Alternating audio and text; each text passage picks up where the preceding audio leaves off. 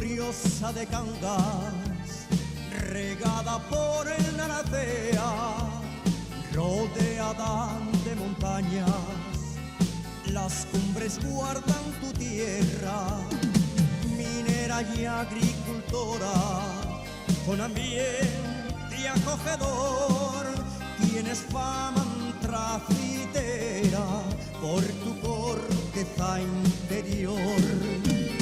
Tienes parajes tan bellos de las sierras que te guardan y el monasterio de Corias, joya digna de alabanza.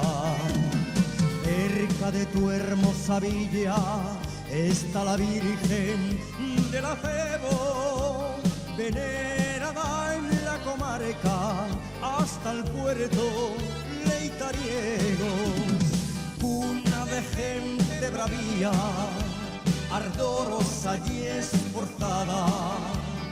Tomas tu nombre del río que pasa por la comarca. Cangas del Narce alegre, yo quiero volverte a ver en un 16 de julio, en un 16 de julio, para admirarte otra vez.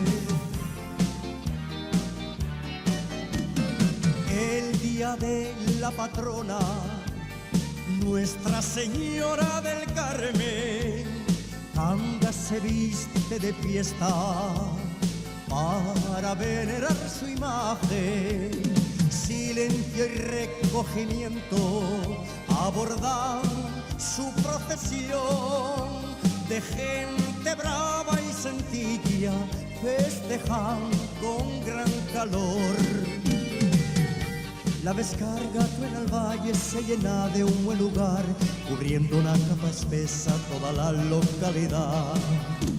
El jefe manda silencio, todos lo quieren llevar en su típico sillón, es toda la autoridad.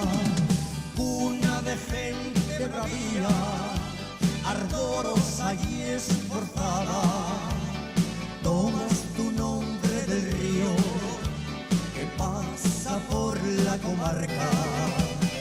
Cangas del Narce alegre, yo quiero volverte a ver en un 16 de julio, en un 16 de julio, para admirarte otra vez.